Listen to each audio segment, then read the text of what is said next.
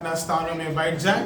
तो मैं फिर से आप सभी को इस उपवास की प्रार्थना की सेवकाई में आप सभी को स्वागत करता हूं। इस उपवास की प्रार्थना में आए हुए प्रत्येक व्यक्ति को मैं आशीष की घोषणा करता हूं। आपका जीवन में परमेश्वर नया काम करने जा रहा है। ये निर्णय ही बहुत बात है कि मैं उपवास के साथ परमेश्वर के पास आऊं। आमेन। ये निर्णय ही बहुत ही बड़ा बात है। ये निर्णय लेकर आप परमेश्वर की चरणों में उसके सामने आकर कुछ समय बिताने के लिए जितने लोग आए हैं उन सभी के लिए परमेश्वर बहुत अद्भुत आशीष देने जा रहा है। आमेन। क्या आप विश्वास करता है? आप विश्वास करता है क्या? आपका पड़ोस से कहो कि आज कुछ नया होने जा रहा है। आज कुछ बड़ा होने जा रहा है।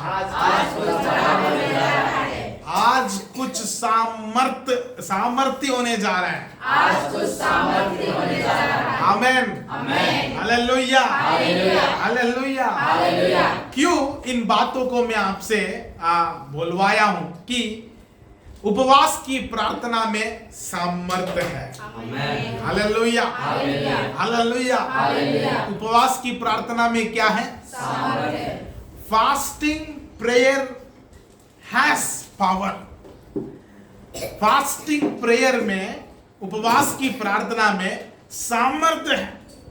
वो कौन सी सामर्थ्य है, वो कैसे वाली सामर्थ्य है, मैं आगे आप सभी को बताऊंगा। मगर ये उपवास की प्रार्थना करने के द्वारा हमारा जीवन में बहुत सारा प्रभावशाली कार्यों को हम देख सकेंगे। आमेन।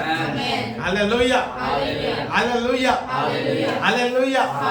तो विशेष करके यदि हम बाइबल में देखने से तीन प्रथम चीजें ये उपवास के बारे में कहा गया या बार बार दोहराया गया, बोला गया।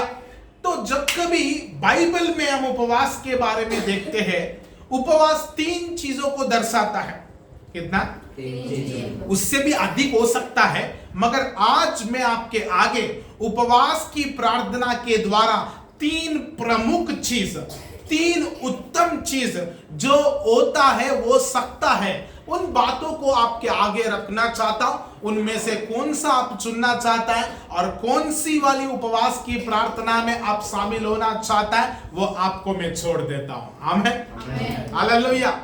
तो पहला, जब कभी उपवास की प्रार्थना बाइबल में बताया गया, वो परमेश्वर और मनुष्य के बीच में दूरी को घटाने के लिए या वो दूरी को खत्म करने के लिए बोला, उपवास की प्रार्थना करने के लिए आह्वान किया गया है या बुलाहट दिया गया है।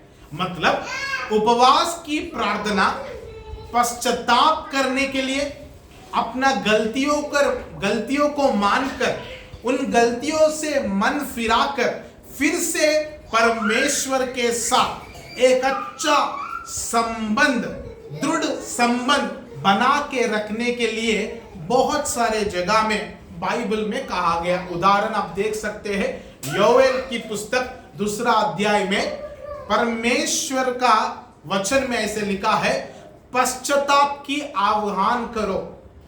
उपवास के साथ आप पश्चाताप करो, अपने आप आंसुओं के साथ प्रभु के आगे रो, मन फिराओ, अपना गलतियों को अंगीकार करो, ताकि परमेश्वर की दया आपकी ओर उंडेला जाए। आमेन।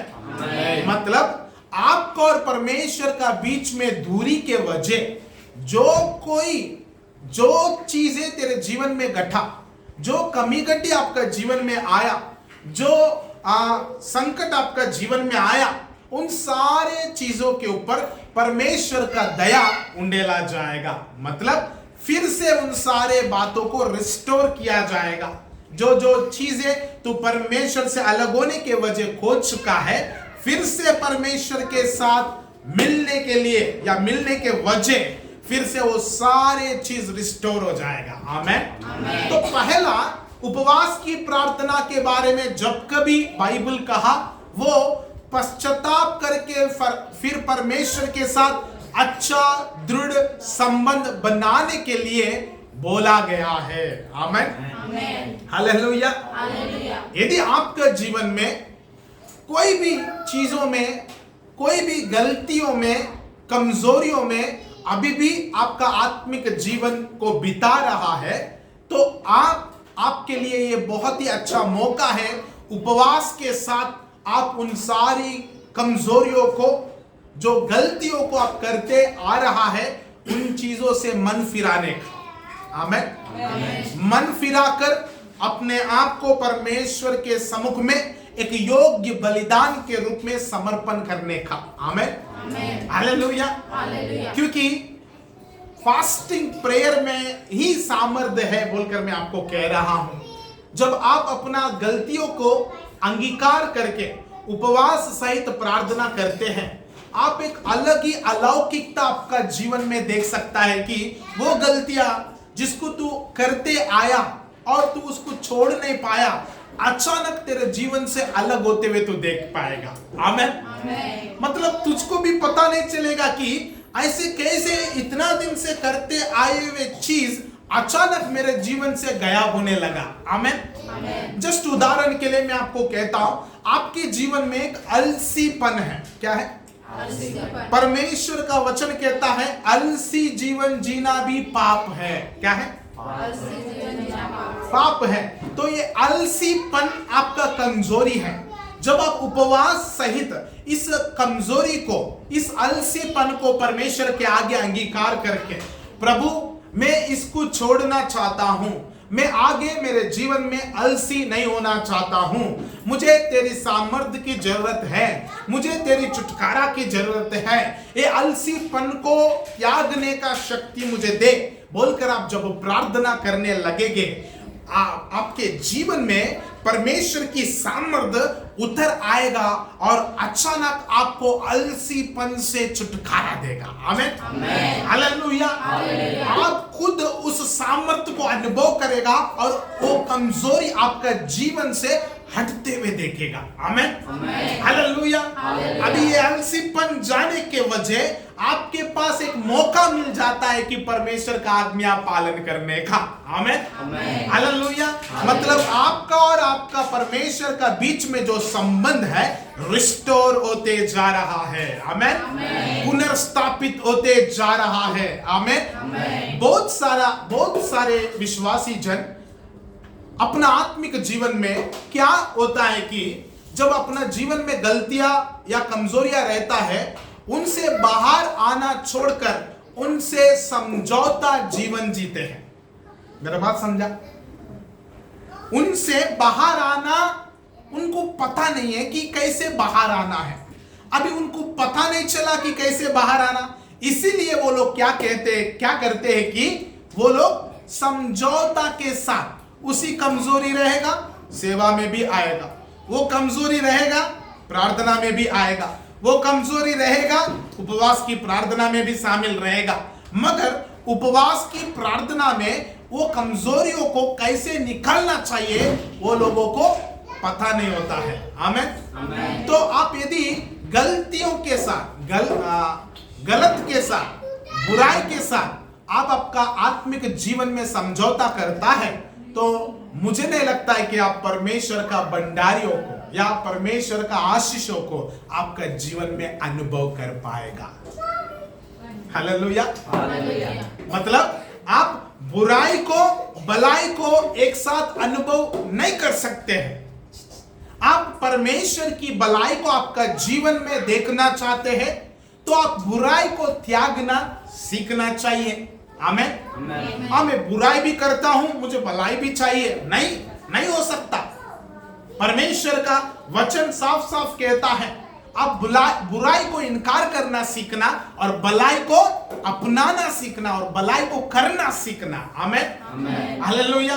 और वचन ये भी कहता है कि बुराई को भलाई से जीतो, भलाई करने में आप लगातार रहो। आमेन। तो हर समय उपवास की प्रार्थना आपको पश्चाताप करने का मौका देता है।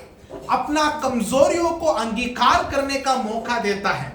उपवास की प्रार्थना अपना गलतियों से, आपका बुरे आदतों से बाहर आने का सामर्थ्य देता है। आमीन, हालेलुया, हालेलुया, हालेलुया। अब देखिए योएल का पुस्तक की उदाहरण लीजिए। वो परमेश्वर का जन परमेश्वर से अलग हो गया, गलतियों में बुराइयों में फंस गया, परमेश्वर के पास कैसे आना चाहिए वैसे नहीं आ रहा है। तब परमेश्वर का दास परमेश्वर का वचन को इजरायलियों के बीच में वचन प्रचार किया। वो क्या है? पश्चाताप की आह्वान दिया, उपवास सहित प्रार्थना करो, अपना गलतियों से मन फिराओ बोलकर उनसे कहा। तब तुरंत परमेश्वर उन लोगों का पश्चाताप को सुनकर क्या किया? दया किया और उनका जीवन में सारे संकटों से, उन सारे बुराइयों से उनको छुटकारा दिया। आमीन, हालेलुया, हालेलुया। उनको फिर से अन्न दे दिया, फिर से नया दाखरस दे दिया, फिर से उनको बल दे दिया, उनकी सारी शत्रुओं से दूर कर दिया, सारी संकटों से उनको दूर कर दिया। उस इतना दिन से वो लोग कैसे था? वो लोग दुख में, तकलीफ में, संकटों में था, मगर जैसे वो लोग पश्चाताप करके अपना जीवन को गलतियों से मन फिराकर परमेश्वर के साथ पुनर्स्थापित किया अपना संबंध को, तुरंत परमेश्वर उनके ऊपर दया करने लगा। आमीन, हालेलुया। अब देखिए योना पुस्तक को यदि देखें तो भी आप उधर देख सकते हैं। परमेश्वर योना को कहा, क्या कहा? तू जा उस बड़ी नगर निनवे को जाकर प्रचार करो, उस नगर के विरोध प्रचार करो, उसकी नगर के विरोध प्रचार करो। क्या प्रचार करो? 40 दिन के भीतर में परमेश्वर नगर को पूरा नाश करने जा रहा है। ये नगर में जितना लोग हैं वो सभी खत्म होने जा रहा है, क्योंकि परमेश्वर आपका पाप को देखा, आपका पाप पक चुका है। 40 दिन टाइम है। कितना? 40 दिन। कितना दिन? 40 दिन खत्म। 40 दिन में निनवे खत्म होने जा रहा था, मगर जब ये परमेश्वर की दास ये वचन को प्रचार किया, परमेश्वर का आवाज को उन तक पहुंचाया, वो लोग परमेश्वर का दास का विरोध नहीं किया, वो लोग परमेश्वर का दास की बातों को मजाक नहीं उड़ाया। निनवे ऐसा नगर परमेश्वर का दास की बातों को बड़ी सामर्थ्य के साथ ये यहोवा की वचने बोलकर स्वीकार किया। आमीन, हालेलुया। स्वीकार केवल नहीं किया, राजा भी अपना सिंहासन को छोड़कर, टाट ओढ़कर, राख डाल के उपवास प्रार्थना में बैठा। आमीन। आखिरी में निनिवे की पशुओं को भी, जंतुओं को भी उपवास में रख दिया। हालेलुया। 3 दिन लगातार पश्चाताप के साथ वो लोग परमेश्वर को दोहाई दिया। आमीन। उसके वजह परमेश्वर उनके ऊपर दया करके जो 40 दिन में उनको नाश कर देगा बोलकर क्या बोला, 3 दिन के भीतर में उनको क्षमा कर दिया। Hallelujah, hallelujah, hallelujah, hallelujah. कुछ बातें समझ में आ रहा क्या? कुछ बातें समझ में आ रहा है क्या? आपका लाइफ कभी भी परमेश्वर के आगे एकदम शुद्ध होना चाहिए। आपका लाइफ में अशुद्धता नहीं रहना चाहिए। आप अशुद्धता के साथ, बुराई के साथ मेल नहीं रखना है, उसके विरोध आपका जीवन जीना है, क्योंकि तू पवित्र जीवन जीने के लिए बुलाया गया। सांसारिक जीवन, शारीरिक जीवन जीना आध्यात्मिक व्यक्ति के लिए सही नहीं है। तो आप एक आध्यात्मिक व्यक्ति होकर पवित्र जीवन जीना है तो आप अशुद्धता को इनकार करना है, पाप को, बुराई को आप इनकार करना है। जिस समय आप उन सारे चीजों से अलग नहीं हो पाते हैं, बुराई से, पाप से अलग नहीं हो पाते हैं, तो परमेश्वर के संपूर्ण आशीषों को आपका जीवन में देखने में दिक्कत हो जाएगा। परमेश्वर का कोई भी कार्य आपका जीवन में होते हुए नहीं देख पाएगा। परमेश्वर का शांति आपका घर में आते हुए नहीं देख पाएगा। परमेश्वर की आशीषें आपका जीवन में आते हुए नहीं देख पाएगा। इसीलिए जब हम हमारा गलतियों से मन फिराते हैं, बुराइयों को त्याग देते हैं, तुरंत परमेश्वर हमारा जीवन में, परिवार में कार्य करते जाएगा।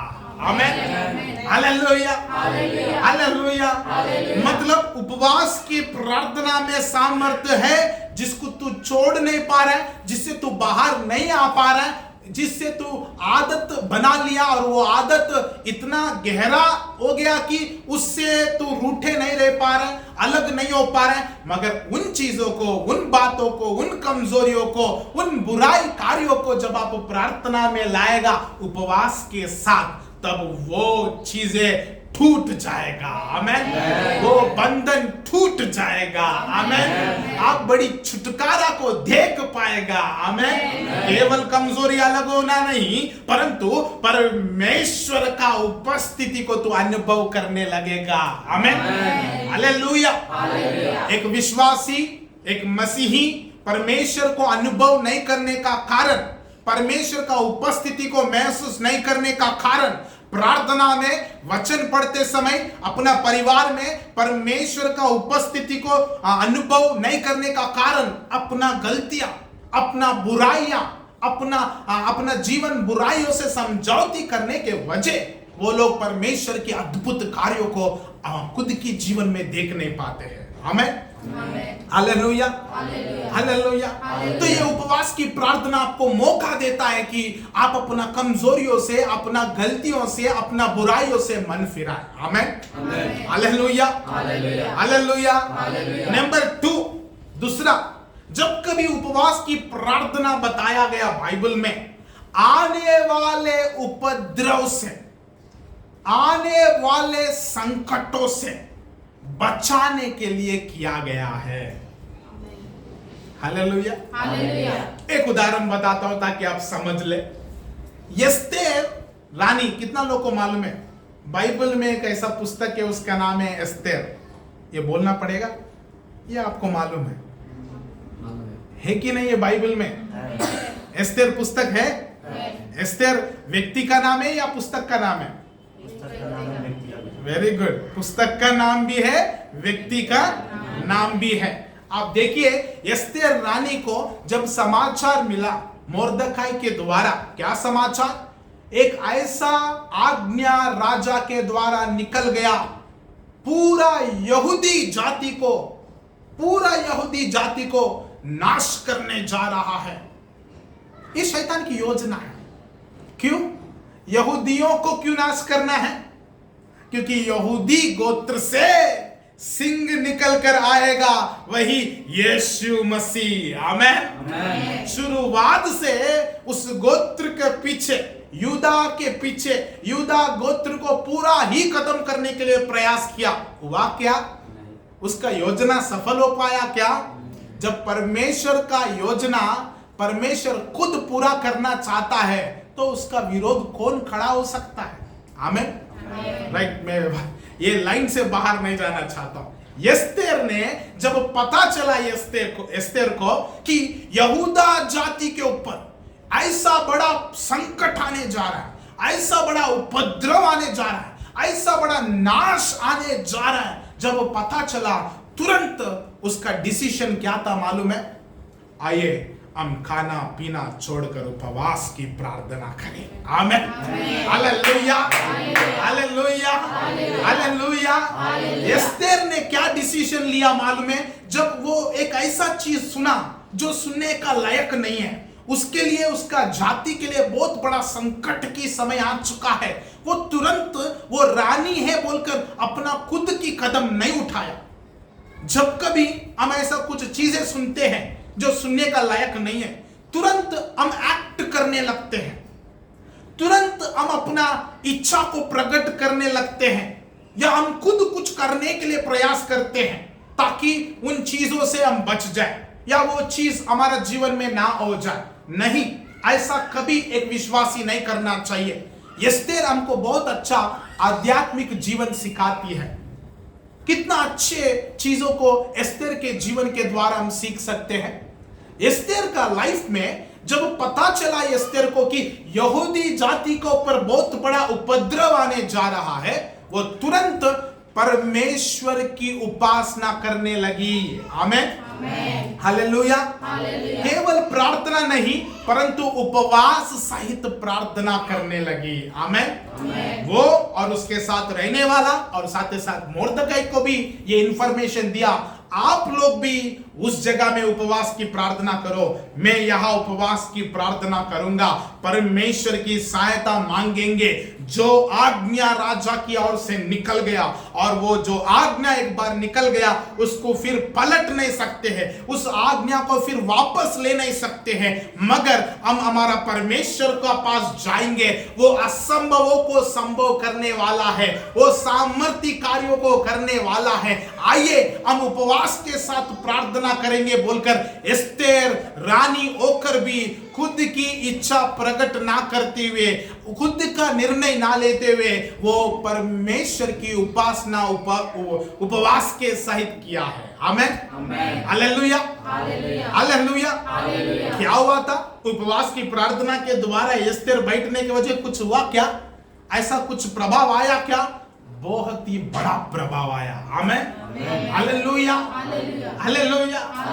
वो एस्तेर उपवास की प्रार्थना करने के बाद जब राजा से मिला, जो राजा कभी मिल नहीं सकते हैं, मगर एस्तेर बड़ी कदम उठाकर राजा से मिलने गया और राजा एस्तेर से मिलकर एस्तेर की जो इच्छा था और एस्तेर जो कहना चाहती थी वो सारा राजा का पास कह पाया और राजा तुरंत ही जो आज्ञा निकला है उस आज्ञा को क्या किया? कैंसिल करवाकर फिर से एस्तेर को बोला वो सारा कैंसिल करवा दूंगा, तो कोई भी चिंता, तू कुछ भी चिंता मत करो। आमेन। हालेलुया। हालेलुया। मतलब ये दूसरा बात है कि जब कभी आने वाले उपद्रव से, आने वाले संकटों से या असंभवों को संभव होते हुए देखना चाहते हैं तो उपवास की प्रार्थना करना बहुत ही जरूरी है। आमेन। हालेलुया। कौन सी चीजों की इंतजार कर रहा है? घर बनाने का, एक अच्छा जॉब करने का, कौन सी चीज की इंतजार कर रहा है? परमेश्वर की ओर से तू क्या चाहता है? ऐसा कौन सी चीजें तेरे जीवन में असंभव ठहर रहा है? बार बार एक बहुत बड़ा समुद्र के समान आपके आगे खड़ा हो जा रहा है, कौन सी चीज है वो तेरे लिए असंभव लग रहा है? लेके आओ परमेश्वर के सामने, उपवास के साथ उस विषय को प्रभु के पास ले आओ, जरूर परमेश्वर असंभवों को संभव करेगा। आमेन। हालेलुया। परमेश्वर के ओर से मनुष्य के लिए बहुत सारे चीज असंभव हो सकता है, मगर परमेश्वर के लिए ऐसा कोई चीज नहीं है जो असंभव है। आमेन। हालेलुया। हालेलुया। असंभवों को संभव करना है। आपका जीवन में, परिवार में कोई चीज रुक गया है, वो फिर से शुरुआत होते हुए देखना चाहते हैं, या आपका लाइफ में एक नया कार्य होते हुए देखना चाहते हैं, या आने वाला उपद्रव से बचना चाहते हैं, आने वाला संकटों से बचना चाहते हैं, या एक नया कार्य आपका अपना जीवन में देखना चाहते हैं, तो आप क्या करें? प्रार्थना उपवास के साथ करें। आमेन। हालेलुया। बहुत लोग उपवास तो करते हैं मगर क्या नहीं कर पाते हैं, तो उसकी आशीष आएगा क्या? बिल्कुल नहीं आ पाएगा। हम उपवास करना और उपवास के साथ प्रार्थना भी, असल उपवास की प्रार्थना मूलतः जिस प्रार्थना को हम प्रभु का पास ले जा रहे हैं उसको बलिदान के साथ ले जाना। आमेन। हालेलुया। हालेलुया। हालेलुया। हालेलुया। मेरे बात समझ में आ रहा? पहला, परमेश्वर के साथ हमारा संबंध को पुनर्स्थापित करने के लिए ये उपवास की प्रार्थना बाइबल में बहुत सारा जगह में कहा गया, लिखा गया। दूसरा, असंभवों को संभव करने के लिए ये उपवास की प्रार्थना किया गया। आमेन। हालेलुया। हालेलुया। अब देखा एस्तेर का लाइफ में किस तरह प्रभाव आया। एस्तेर का लाइफ में उपवास के साथ जब वो प्रार्थना की किस तरह जवाब आया। वो जो संकट पूरा यहूदी जाति में, देश देश में रहने वाला सारे यहूदी जाति के ऊपर आया, तुरंत 3 दिन की उपवास की प्रार्थना के द्वारा वो निर्णय ही बदल गया। आमेन। वो संकट ही रुक गया। आमेन। वो उपद्रव खत्म हो गया। आमेन। Hallelujah, hallelujah. मैं पहले से बोल रहा हूं कि उपवास की प्रार्थना में सामर्थ्य है। बोलिए आप सभी, उपवास की प्रार्थना में सामर्थ्य है। जब आप उपवास के साथ प्रार्थना में कोई विषय प्रभु के आगे रखता है, मुझे नहीं लगता है कि वो प्रार्थना अनसुनी होगा। आमेन। वो प्रार्थना बड़ी तेजी से सुनाया जाएगा, बड़ी क्या बोलते हैं, बड़ी तेजी से फिर वो उत्तर के रूप में आपके पास आएगा। आमेन, हालेलुया। फिर से मैं कह रहा हूं, ये उपवास की प्रार्थना आध्यात्मिक है। Fasting prayer is a spiritual thing. उपवास की प्रार्थना आध्यात्मिक है। यह शारीरिक व्यक्ति इसको समझ नहीं पाएगा। शारीरिक व्यक्ति के लिए यह उपवास की प्रार्थना एक मूर्खता है या मजाक का कारण है। उपवास क्यों करे, उपवास के साथ प्रार्थना क्यों करे, खाना को क्यों छोड़े, पानी को क्यों छोड़े, हम क्यों ऐसा प्रार्थना, उसको समझ में नहीं आएगा। समझाया तो भी समझ नहीं पाएगा, कारण वो शारीरिक है। 1 कोरिन्थी 2 अध्याय कहता है, शारीरिक व्यक्ति आत्मिक बातों को समझ नहीं सकते। आत्मिक समझ नहीं होने के कारण आत्मिक चीजों को समझ नहीं सकते हैं। आज हम लोग जो उपवास की प्रार्थना कर रहा है वो ही आध्यात्मिक है। आमेन, हालेलुया। ये एक शारीरिक चीज नहीं है, परंतु आध्यात्मिक है। दूसरा, ये उपवास की प्रार्थना जो है, ये एक आध्यात्मिक क्षेत्र में हमें प्रवेश करने देता है। आमेन। सिंपली आपको समझ में आने के लिए बोलूंगा, ध्यान से सुने। शारीरिक क्षेत्र से आपको पार करवा के आध्यात्मिक क्षेत्र में आपको लेके जाते हैं।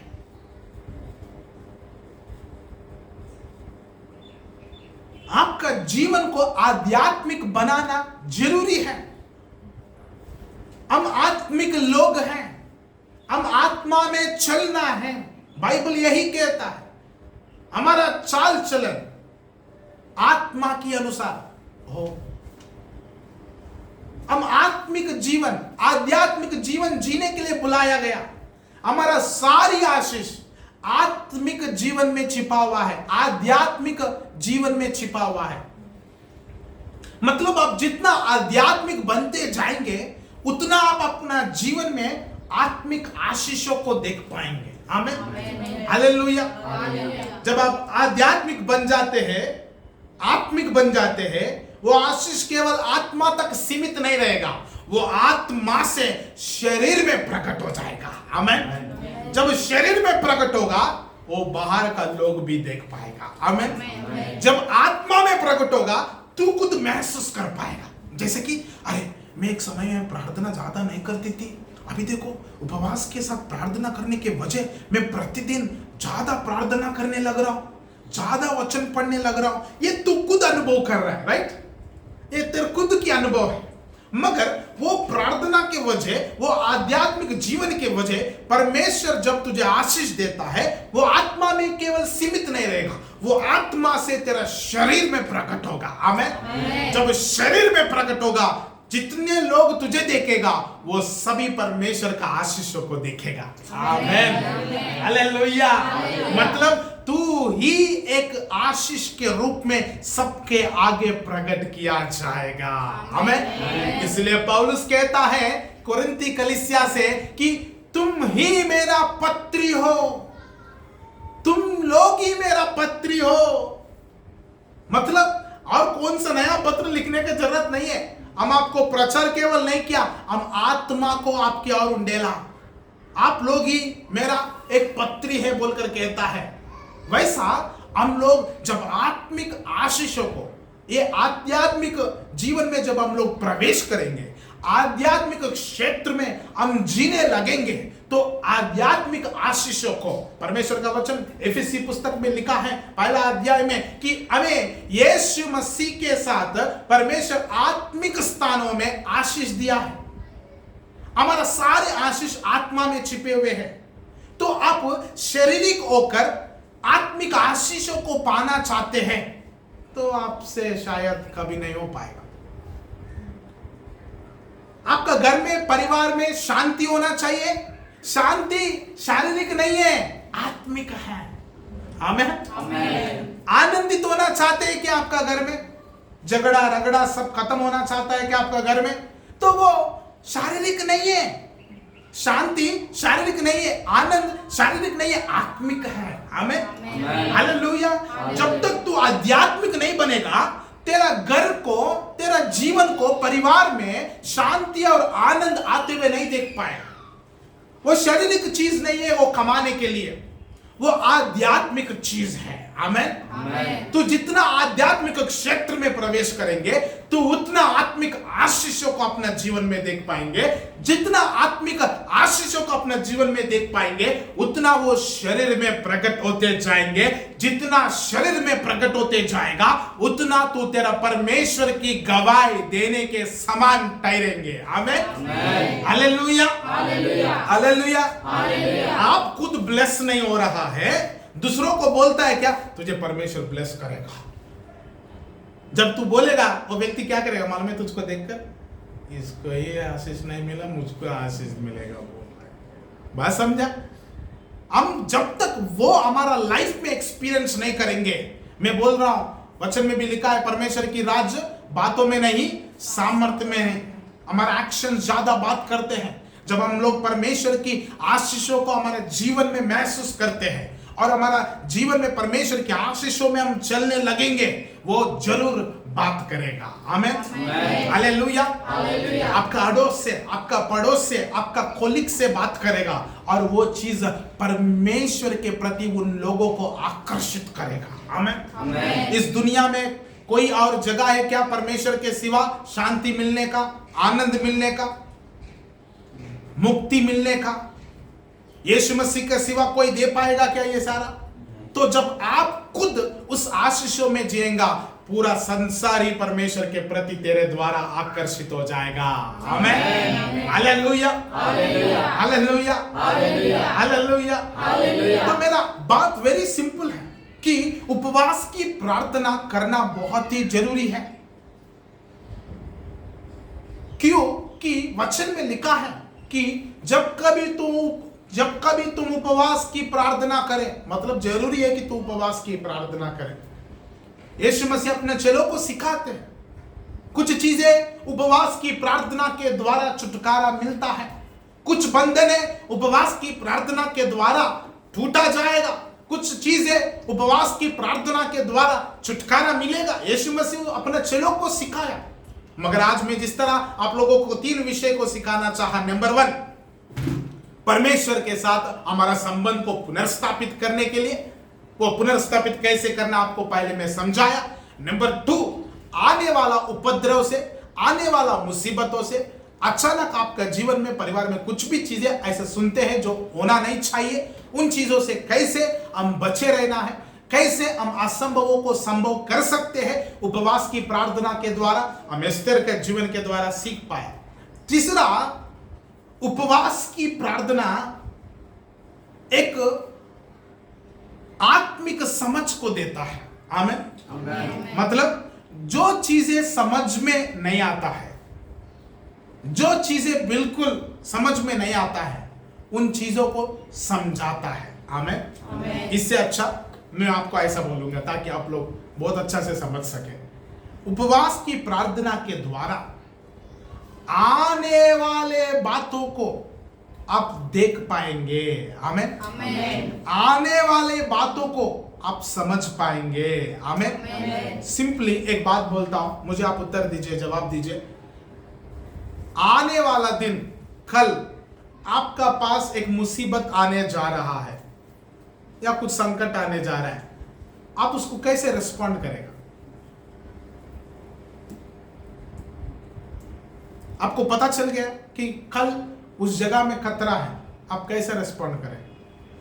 उससे बचने के लिए प्रयास करें। उसको बचने के लिए परमेश्वर के आगे बता देगा, अरे प्रभु ये चीज आ रहा है, इससे मुझे अलग रखो, इससे मुझे दूर रखो, बोलकर हम बोल देंगे, राइट? अभी देखिए दानियल पुस्तक में दानियल ने उपवास के साथ प्रार्थना कर रहा है। आमीन। क्या चीज के लिए मालूम है? प्रभु तेरा प्रतिज्ञा जो तू तेरे भविष्यवक्ताओं के द्वारा इज़राइल के लिए किया था उसको पूरा कर खुदा। आमीन। Hallelujah, hallelujah. मतलब फास्टिंग प्रेयर में यह भी सामर्थ्य है परमेश्वर की प्रतिज्ञाओं को हमारा जीवन में पूरा होते हुए हम देख पाएंगे। आमीन। Hallelujah, hallelujah, hallelujah. आपको मालूम है दानियल जब उपवास के साथ प्रार्थना कर रहा था, केवल परमेश्वर का प्रॉमिस को नहीं मांग रहा था, मगर बहुत बड़ा अद्भुत चीज हुआ। वो क्या है मालूम है?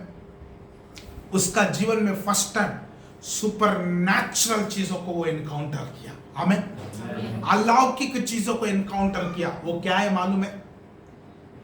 जब वो उपवास के साथ प्रार्थना कर रहा था, जिब्रेल आकर दानियल के आगे खड़ा हो गया। Hallelujah, hallelujah. कितना लोगों को स्वर्गदूतों को देखने का इच्छा है? हाथ उठाइए, मैं देखना चाहता हूं। इच्छा है क्या? है कि नहीं है? जोर से बोलिए।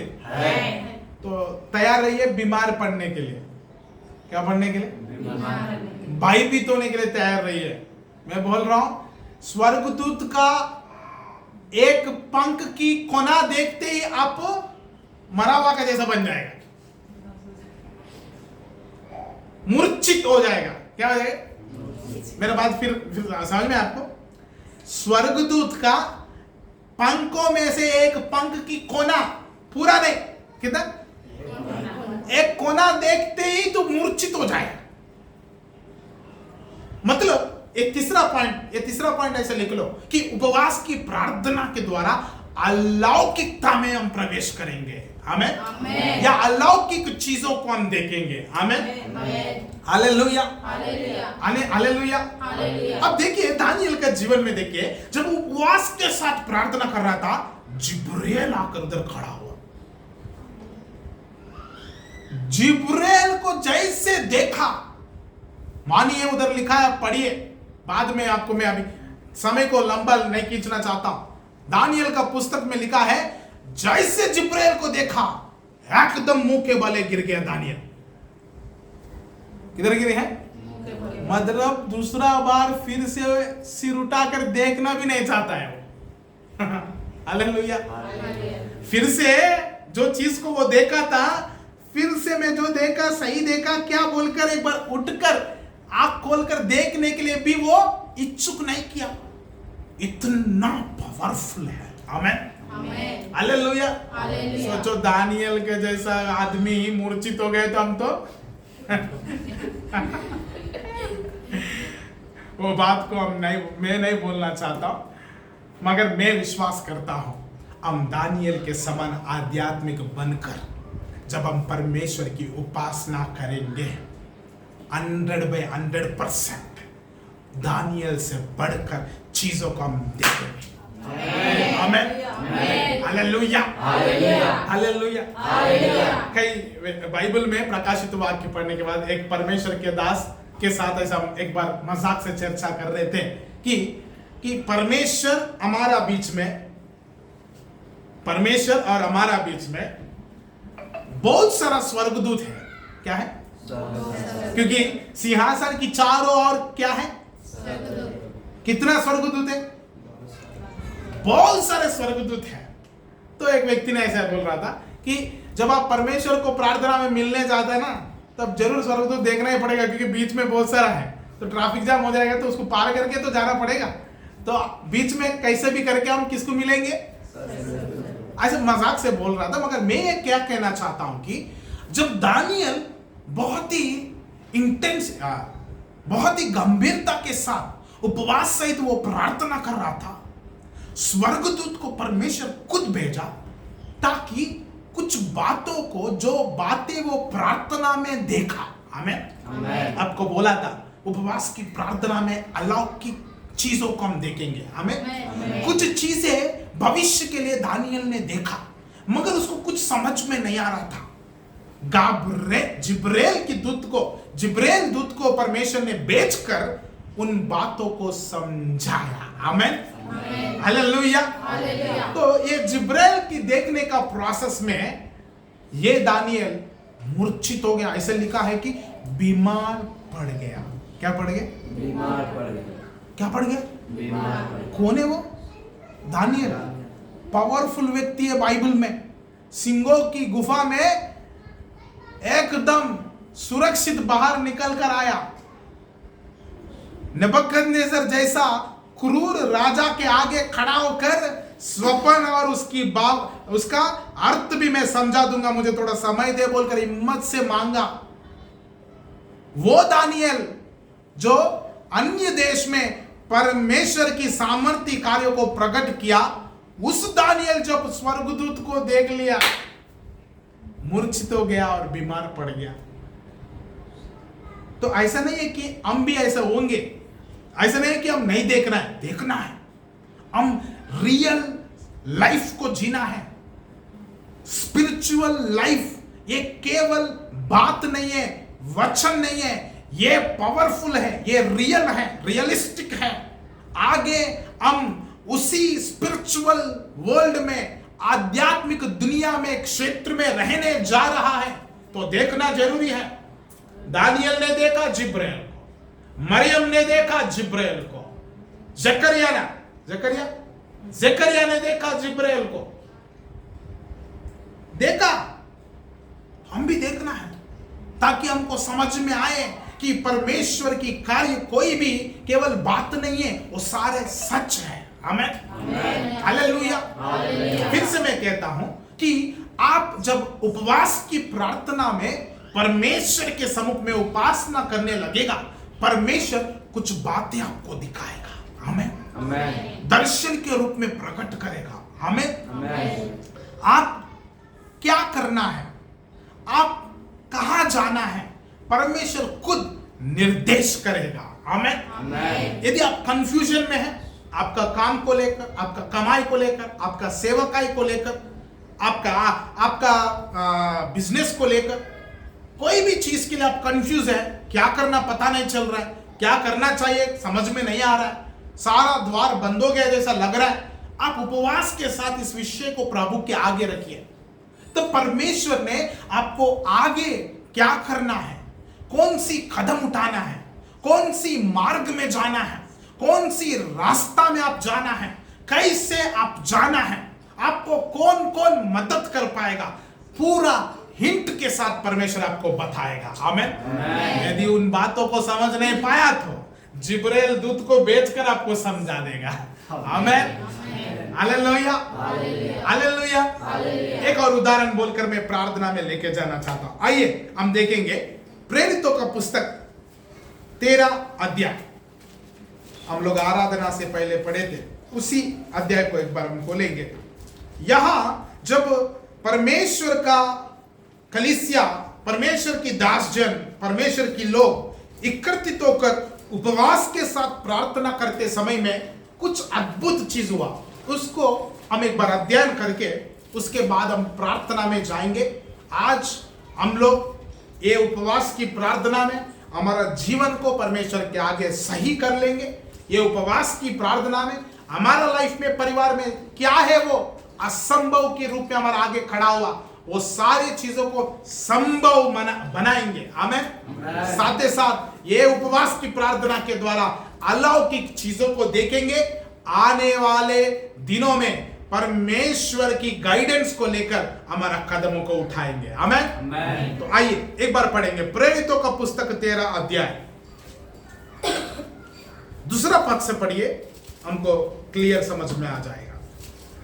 जब वे उपवास सहित प्रभु की उपासना कर रहे थे, ओके, तो पवित्र आत्मा ने कहा, ओके, मेरे लिए बरनबास और शाऊल को उस काम के लिए हाँ, अलग करो, हाँ, जिसके लिए मैंने उन्हें बुलाया है। तब उन्होंने उपवास और प्रार्थना करके और उन पर हाथ रखकर उन्हें विदा किया। आमेन, हालेलुया, हालेलुया, हालेलुया। ध्यान से इधर देखिए, पौलुस की सामर्थ्य आत्मिक यात्रा, जिस यात्रा के द्वारा बहुत सारा कलीसिया खड़ा हो गया, उसी यात्रा के वजह बाइबल में हम लोग अलग अलग कलीसिया को पत्र लिखते हुए हम देखा। यदि पौलुस यात्रा शुरुआत नहीं करता, आत्मिक यात्रा में वो अपना जीवन को व्यतीत नहीं करता, तो जिंदगी में आप बाइबल में कोरिन्थियस को नहीं देखता था, फिलिप्पुस को नहीं देखता था, फिलिप्पी कलीसिया, कोलोसी कलीसिया, थिस्सलुनीका की कलीसिया, कुरिन्थी कलीसिया, फिलेमोन को पत्री, तिमोथी को पत्री, ये सारा लिखने का कारण वो आत्मिक यात्रा शुरुआत किया, इसके वजह ही। आमेन। उस आत्मिक यात्रा में बहुत सारा विश्वासी को वो खड़ा किया, इसी आत्मिक यात्रा के द्वारा बहुत सारा कलीसिया को वो स्थापना किया। आमेन। इसी आत्मिक यात्रा के वजह बाइबल में 14 पुस्तक पौलुस लिखते हुए हम देखा। आमेन, हालेलुया, हालेलुया, हालेलुया।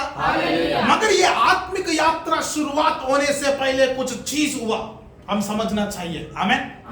मतलब तेरा लाइफ में आगे बहुत बड़ा चीजों को करने से पहले कुछ और चीज करना है, आज परमेश्वर तुझे बता रहा है। आमेन। देखिए, इतना बड़ा लंबा जीवन, 3 आत्मिक यात्रा इधर बाइबल में लिखा गया। मगर कई लोग बोलता है पौलुस ने 3 नहीं 14 मतलब 4 आत्मिक यात्रा किया है बोलकर, जो लिखा नहीं है उसके बारे में मैं आपके आगे में चर्चा नहीं करना चाहता हूं। मगर वो पंडित लोग कहते हैं, स्कॉलर्स कहता है कि वो 3 यात्रा नहीं 4 यात्रा किया, मगर उसके बारे में अभी बात करने की जरूरत नहीं है। मगर बाइबल में जो 3 यात्रा, जो पावरफुल यात्रा, जिन यात्रा के वजह बहुत सारे बड़े बड़े काम हुआ, परमेश्वर की कार्य अन्य जातियों में फैल गया, उन यात्रों से पहले कुछ चीज हुआ। वो क्या है मालूम है? उपवास की प्रार्थना। आमेन, हालेलुया। तेरे जीवन में बड़ा बड़ा अद्भुत कार्यों को खोलने वाला चाबी आत्मिक यात्रा में, आध्यात्मिक जीवन में उपवास की प्रार्थना है। आमेन, हालेलुया, हालेलुया। तू आगे परमेश्वर के लिए बड़े बड़े काम करने के लिए चाबी उपवास की प्रार्थना है। आमेन। तू एक अच्छा मसीह की जीवन जीते हुए एक अच्छा गवाही बनने का चाबी उपवास की प्रार्थना है। आमेन। जब तू उपवास की प्रार्थना करेगा, परमेश्वर तेरा मार्ग को निर्देश करेगा। आमेन। जब परमेश्वर उस मार्ग को निर्देश करेगा, तू केवल आशीषित नहीं, तेरे द्वारा कई लोग आशीषित हो जाएगा। आमेन, हालेलुया। इधर देखिए 13 अध्याय का 2 और 3 पद में, जब परमेश्वर का जन एकत्रित होकर उपवास के साथ प्रार्थना कर रहा था, पवित्र आत्मा ने उन लोगों से बातचीत किया। आमेन। क्या है वो बात? पौलुस और बरनबास को मेरे लिए अलग करो। आमेन। पौलुस और बरनबास को अलग करो, जिस काम के लिए मैं चुना उस काम के लिए उनको भेजो। आमेन, हालेलुया। उपवास प्रार्थना करने के वजह ये लोगों का पौलुस की पहला प्रथम आत्मिक यात्रा शुरुआत हुआ।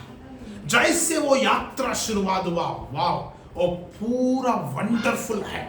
बहुत सारा कलीसिया खड़ा होते हुए हम देखते हैं, बहुत सारे अन्य लोग परमेश्वर को विश्वास करते हुए देखते हैं, नए नए लोग विश्वासी होकर चेला बनते हुए देखते हैं। चेले लोग बड़ी साहस के साथ पौलुस के साथ दुख उठाकर सेवकाई को फैलाते हुए देखते हैं। आमेन। तेरे जीवन में बहुत कुछ बाकी है, वो अद्भुत चीजें तेरे जीवन में होते हुए तू देखना चाहते हैं, तो उसका चाबी है उपवास की प्रार्थना। आमेन। जब आप उपवास की प्रार्थना करते हैं, जो तेरे अंदर में छिपा हुआ है, जो तू बिल्कुल नहीं जानता है, वो सारा तुझसे बाहर आते हुए देखेगा। आमेन। तेरा टैलेंट बाहर आते हुए देखेगा। आमेन। तेरा गिफ्ट्स बाहर आते हुए देखेगा। आमेन। तेरे अंदर में जो जो चीजें छिपा हुआ है वो सारा बाहर आते हुए देखेगा। आमेन। बल्कि आज तक तू जो कर नहीं पाया, ये उपवास की प्रार्थना के द्वारा कुछ नया चीज करते हुए तू देख पाएगा। आमेन। ताकि परमेश्वर की महिमा हो जाए। Hallelujah, hallelujah. ये तीन चीज कितना लोगों के लिए आशीषित हुआ? कुछ चीज सीख पाया क्या? जोर से। ये उपवास की प्रार्थना, ये उपवास की प्रार्थना की संदेश आपके लिए उत्साहित हुआ क्या? ये आपके लिए आशीषित हुआ क्या?